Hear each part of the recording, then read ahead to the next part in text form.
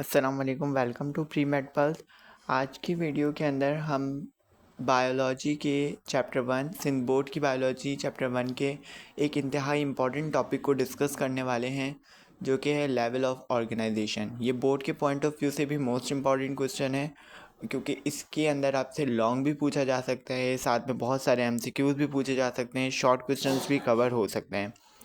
तो सबसे पहले लेवल ऑफ ऑर्गेनाइजेशन की बात करें तो सबसे पहले हमें इसके नाम की मीनिंग को समझना होगा। लेवल ऑफ ऑर्गेनाइजेशन का मतलब क्या है? ऑर्गेनाइजेशन का मतलब होता है किसी चीज़ की बनावट या स्ट्रक्चर का बनना। लेवल जैसे कुछ हमारे पास अपग्रेडेशंस होती हैं, लेवल कहलाती हैं। जैसे अगर आप किसी बिल्डिंग को देख रहे हैं, उस बिल्डिंग के अंदर आपको बहुत सारे फ्लोर्स दिखेंगे, यानी कि उस बिल्डिंग के अंदर बहुत सारे फ्लोर होंगे।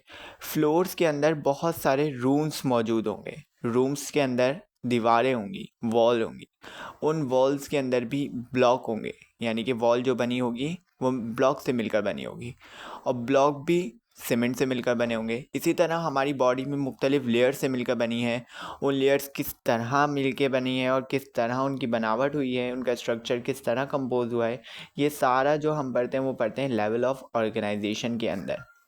Level of organisation chemical basis पर डिपेंड करता है, और इंतहाई इंपॉर्टेंट बात ये कि हम लिविंग ऑर्गेनिज्म जितने भी हैं वो सेल से मिलकर बने हैं। ये हमारे पास सेल थ्योरी का पोस्टुलेट भी है कि जितने भी जानदार हैं वो एक या एक से ज़्यादा सेल से मिलकर बने हैं। और सेल के अंदर हमारे पास प्रोटोप्लाज्म मौजूद होता है। प्रोटोप्लाज्म क्या होता है? प्रोटोप्लाज्म सेल का पूरा जो फ्लूइड पार्ट होता है वो उसको प्रोटोप्लाज्म बोलते हैं। जैसे हमारे पास साइटोप्लाज्म हो गया। साइटोप्लाज्म तो हमें पता है जेली लाइक सब्सटेंस होता है जिसके ऊपर हमारे सेल ऑर्गेनेलीज अटैच होते हैं। उसी के साथ हमारे पास न्यूक्लियस के अंदर भी एक फ्लूइड मौजूद होता है जिसको न्यूक्लियोलस बोलते हैं। इन दोनों को कंबाइन करके साइटोप्लाज्म प्लस न्यूक्लियोलस, इनको कंबाइन करके हम प्रोटोप्लाज्म बोलते हैं। इसको लिविंग पार्ट भी बोला जाता है। ये कंस्टिट्यूट करता है 70 to 90% वाटर पर। ये मैंने आपको पिछली वीडियोज़ में भी बताया है। और ये केमिकल बेसिस भी है और फिजिकल बेसिस भी है लाइफ की। लेवल ऑफ ऑर्गेनाइजेशन का आगाज़ करें तो सबसे पहले हमारे पास आ जाता है एटॉमिक लेवल ऑफ ऑर्गेनाइजेशन। यानी कि अगर हम बात करें कि बिल्डिंग ब्लॉक जो लाइफ की है वो सेल है। जैसे सेल हमारी बिल्डिंग ब्लॉक तो है, लेकिन सेल खुद जैसे चीज़ों से मिलकर बना है, मॉलिक्यूल से मिलकर बना है। उसके अंदर सेल ऑर्गेनेलीज मौजूद हैं। सेल ऑर्गेनेलीज भी कोई ना कोई मॉलिक्यूल से मिलकर बने। जैसे माइटोकॉन्ड्रिया के अंदर कोई हमारे पास लिपिड्स मौजूद है, कार्बोहाइड्रेट मौजूद हैं। ये सारी चीज़ें मिलकर बने, तो मॉलिक्यूल्स खुद एटम से मिलकर बनते हैं। तो सबसे पहला जो लेवल है वो है atom, atomic level of organisation. जैसे कि सारे मैटर हमारे पास जो हैं वो किससे कंपोज होते हैं? एटम से कंपोज होते हैं। इसी तरह हमारे पास सेल भी जो है सबसे पहले एटम से कंपोज होता है। उन एटम को कंपोज करने के लिए सारे एटम मौजूद उन मॉलिक्यूल्स को कंपोज करने के लिए सारे एटम मौजूद नहीं होते, बल्कि कुछ खास जो कि लिविंग ऑर्गेनिज्म से रिलेट करते हैं वो कुछ बायो एलिमेंट्स मौजूद होते हैं। नेचर में 16 एलिमेंट्स ऐसे हैं जिनको बायो एलिमेंट्स कहा जाता है। टोटल 16 आउट ऑफ 100 जो हैं, यानी कि वैसे तो मोर देन 100 एलिमेंट्स हमारे पास डिस्कवर हो चुके हैं, उनमें से 16 एलिमेंट्स को बायो एलिमेंट्स कंसिडर किया जाता है। यानी उनका रिलेशन लाइफ के साथ है कहीं ना कहीं। 16 एलिमेंट्स को बायो एलिमेंट्स कंसिडर किया जाता है, और उसमें से भी 6 एलिमेंट, सिर्फ 6 एलिमेंट, 16 में से भी 6 एलिमेंट को basic elements of life consider किया जाता है। और वो 6 एलिमेंट कौन कौन से हैं? Carbon, hydrogen, oxygen, nitrogen, phosphorus and sulphur. ये बेसिक एलिमेंट ऑफ लाइफ हैं 6, और 16 बायो एलिमेंट्स हैं। यानी कि अगर आपसे एमसीक्यूज में पूछ लिया जाए there are dash dash M dash bio elements, कितने बायो एलिमेंट्स हैं नेचर के अंदर, तो 16 बायो एलिमेंट्स हैं। और बेसिक एलिमेंट ऑफ लाइफ कितने हैं? 6 हैं। और नाम भी पूछे जा सकते हैं आपसे, सिर्फ नाम लिखने के लिए आ जाएं कि बेसिक एलिमेंट ऑफ लाइफ के नेम्स लिख दें, तो हमें carbon, hydrogen, oxygen, nitrogen, phosphorus and sulphur का नाम लिखना होगा। अब यही मॉलिक्यूल एलिमेंट जब आपस में मिलते हैं, या यही एटम जब आपस में मिलते हैं, तो वो मॉलिक्यूल्स को फॉर्म करते हैं। मॉलिक्यूल जो फॉर्म होते हैं बाइंडिंग ऑफ एटम की वजह से फॉर्म होते हैं। और यही मॉलिक्यूल जब लिविंग ऑर्गेनिज्म से रिलेट करेंगे तो इसलिए इनका नाम दे दिया जाएगा बायो मॉलिक्यूल्स, क्योंकि बायो का मतलब क्या होता है? लाइफ, और मॉलिक्यूल्स बाइंडिंग ऑफ एटम। तो ये बाइंडिंग ऑफ एटम जब किसी लिविंग ऑर्गेनिज्म के अंदर मौजूद होंगे या लिविंग ऑर्गेनिज्म से रिलेट करेंगे तो इनको हम नाम दे देंगे बायो मॉलिक्यूल्स का। अब लिविंग ऑर्गेनिज्म के अंदर भी दो तरीके के बायोमोलिक्यूल्स पाए जाते हैं। एक होते हैं माइक्रोमोलिक्यूल, एक होते हैं मैक्रोमोलिक्यूल। माइक्रोमोलिक्यूल नाम से पता चल रहा है हमें छोटे मॉलिक्यूल होते हैं। बिल्डिंग ब्लॉक यानी कि बिल्डिंग जो होती हैं उसका ब्लॉक कह लें, मॉलिक्यूल का ब्लॉक माइक्रो मॉलिक्यूल है। मैक्रो मॉलिक्यूल बड़े मॉलिक्यूल्स होते हैं। माइक्रो मॉलिक्यूल के अंदर माइक्रो यानी कि छोटे वाले मॉलिक्यूल्स के अंदर हमारे पास आ सकते हैं फैटी एसिड आ सकता है, ग्लाइसरोल आ सकता है, अमाइनो एसिड आ सकता है, ग्लूकोज आ सकता है।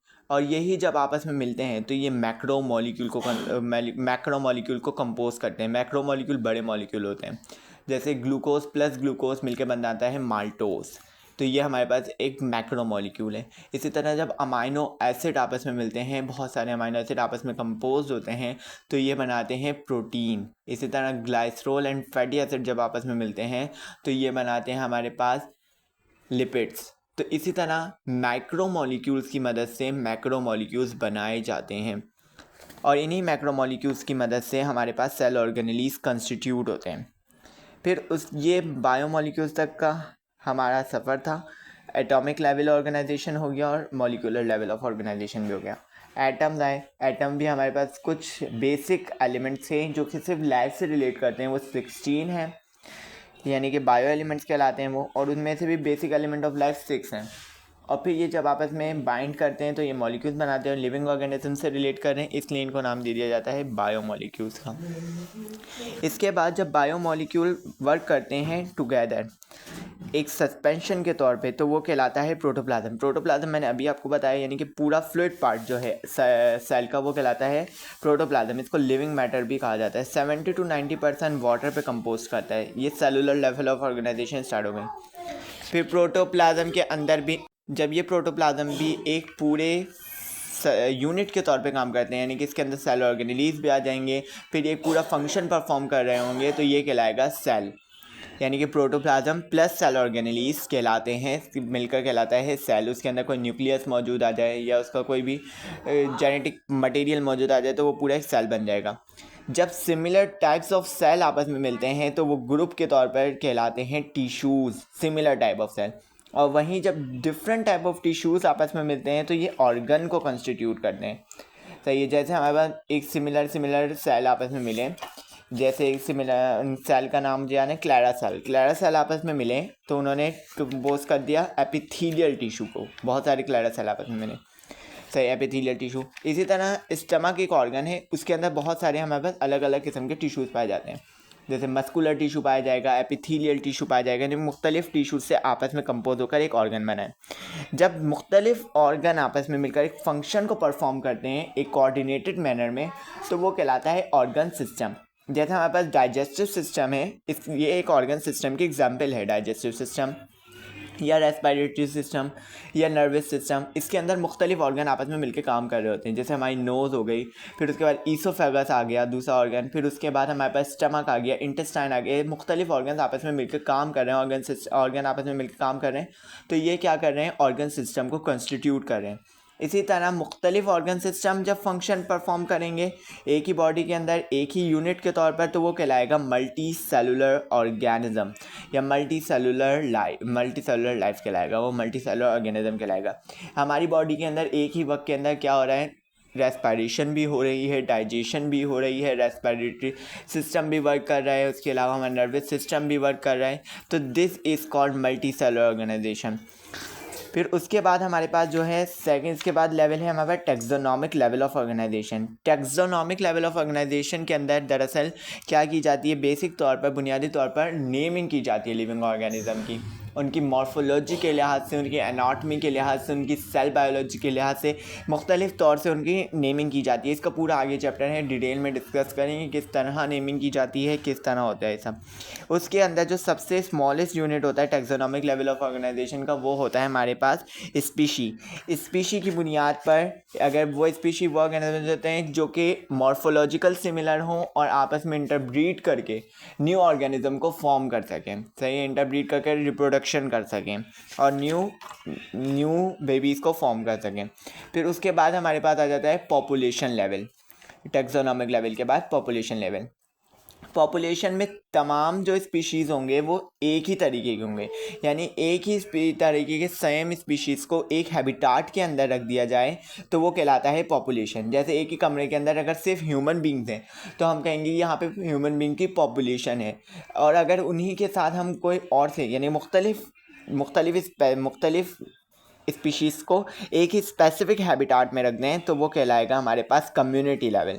मुख्तलिफ स्पीशीज़ जैसे एक ही कम रूम के अंदर हमारे पास कैट भी आ जाए, उसके अंदर ह्यूमन बींग्स भी आ जाएं, कुछ रेप्टाइल्स भी आ गए हमारे पास, कुछ हमारे पास लॉयन भी आ गया, तो ये कहलाएगा कम्युनिटी लेवल। इस जो बुक के अंदर एग्जाम्पल दी हुई है वो दी हुई है कि अगर एक ट्री है हमारे पास, ट्री है हैबिटाट यानी कि रहने की जगह है बर्ड्स की, तो उसके अंदर सिर्फ पैरट मौजूद है, तो वो पॉपुलेशन के वो कहलाएगी population of parrot in tree. लेकिन उन पैरट के साथ अगर कुछ और बर्ड्स भी मौजूद आ जाएं, जैसे स्पैरो आ गया, क्रो आ गया, तो मुख्तलिफ हमारे पास बर्ड्स आ गए उसी के अंदर, उसी स्पेसिफिक हैबिटाट के अंदर, तो हम उसको पॉपुलेशन नहीं बोलेंगे बल्कि कम्युनिटी बोलेंगे। फिर कम्युनिटी लेवल के बाद कम्युनिटी ही पाई जाती है हमारी इस अर्थ के अंदर, क्योंकि कोई सिर्फ एक स्पेसिफिक हैबिटाट के अंदर सिर्फ एक ऑर्गेनिज्म या एक हमारे पास एक ही तरीके की स्पीशीज़ नहीं रहते। क्योंकि लैंड की बात की जाए, लैंड एक हैबिटाट है, तो इसके अंदर भी बहुत सारे ऑर्गेनिजम्स रहेंगे, मुख्तलिफ वैरायटी के ऑर्गेनिज्म रहते हैं। इसके बाद इकोलॉजिकल सिस्टम के अंदर हमारे पास ये आएगा, कम्युनिटी जब भी इन्वायरमेंट के अंदर होगी तो वो नॉन लिविंग इन्वायरमेंट पर डिपेंड करेगी, उसको उसकी ज़रूरत होगी, नॉन लिविंग फैक्टर्स की ज़रूरत होगी और वो उससे इंटरेक्ट करेगी। जैसे अगर हम ह्यूमन बींग हैं, लिविंग हैं, हम इस इन्वायरमेंट के अंदर रह रहे हैं, तो हमें नॉन लिविंग इन्वायरमेंट से इंटरेक्ट करना पड़ेगा, हमें वाटर की ज़रूरत है, वो नॉन लिविंग थिंग है वाटर ऐसा, लेकिन हम उससे इंटरेक्ट कर रहे हैं। ऑक्सीजन लेनी पड़ेगी, कार्बन डाइऑक्साइड को एक्सहेल करना होगा, ट्रीज़ को कार्बन डाइऑक्साइड चाहिए होगी, नाइट्रोजन चाहिए होगी उनको ग्रोथ के लिए, तो इसलिए तो हमें क्या करना पड़ता है, नॉन लिविंग फैक्टर पे भी डिपेंड रहना पड़ता है। तो इस पूरे प्रोसेस को बोला जाता है इकोसिस्टम। इस इंटरेक्शन को इकोसिस्टम या इकोलॉजिकल सिस्टम बोलते हैं। Community always depend upon their non living environment in a reciprocal interaction for their survival. This interaction is called ecosystem. इस इंटरेक्शन को क्या बोला जाता है, इकोसिस्टम बोला जाता है। यानी कम्युनिटी हमेशा नॉन लिविंग एनवायरनमेंट पर डिपेंड करती है, उनसे इंटरेक्ट करती है ताकि वो अपने सर्वाइवल के लिए अपनी बेसिक नीड्स को पूरा कर सकें। फिर इसके बाद हमारे पास जो लास्ट लेवल आ जाता है वो आ जाता है बायोस्फीयर लेवल। बायोस्फीयर वो जगह होती है हमारे पास, वो अर्थ में वो जगह होती है जहाँ पे लाइफ एग्जिस्ट करती है, यानी लाइफ का वजूद पाया जाता है। इसके अंदर मुख्तलिफ तरीके की इकोसिस्टम मौजूद होते हैं। अब यहाँ पे कहाँ पे लाइफ पाई जाती है हमारे पास, हमारे पूरी अर्थ के ऊपर सरफेस पे पाई जाती है लाइफ, सही है, ज़्यादा ऊपर नहीं, यानी कि अर्थ की सरफेस पे पाई जाती है। अर्थ की थोड़ा सा नीचे बीनीथ द अर्थ भी पाई जाती है लाइफ। कुछ रेप्टाइल्स या कुछ हमारे पास वॉर्म्स या कुछ कीड़े मकोड़े होते हैं जो अंदर की तरफ ज़मीन के अंदर मौजूद होते हैं, सी के अंदर पाई जाती है। इस तरह मुख्तलिफ जगहों पर लाइफ पाई जाती है। तो इस पूरे पार्ट को जहाँ पे लाइफ एग्जिस्ट करती है उसको बायोस्फीयर नाम दिया जाता है। तो इसके अंदर कितने टोटल हमारे पास हो गए, पहला था एटॉमिक लेवल ऑफ ऑर्गेनाइजेशन, यानी कि जो एटम्स होते हैं स्मॉलेस्ट पार्ट है, उनके अंदर भी 16 एलिमेंट जो हैं बायो एलिमेंट हैं, 6 element basic element of life हैं। फिर उसके बाद जब एटम बाइंड करते हैं तो वो मॉलिक्यूल्स को कंस्टिट्यूट करते हैं। मॉलिक्यूल्स के अंदर भी हमारे पास अगर वो लिविंग ऑर्गेनिज्म से रिलेट कर रहे हैं तो हम उनको नाम दे देंगे बायोमॉलिक्यूल्स। बायोमॉलिक्यूल्स भी दो तरीके के थे, माइक्रो मॉलिक्यूल और macro molecule.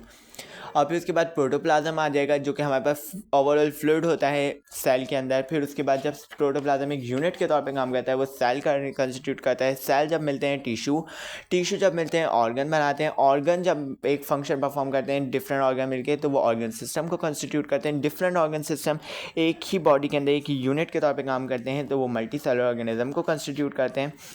Taxonomic level of organisation पर है जिसके अंदर हम नेमिंग करते हैं एनिमल्स की। फिर उसके बाद पॉपुलेशन लेवल जहाँ पर बहुत सारे स्पीशीज़, सेम काइंड के स्पीशीज़ एक ही स्पेसिफिक हैबिटाट में रहते हैं।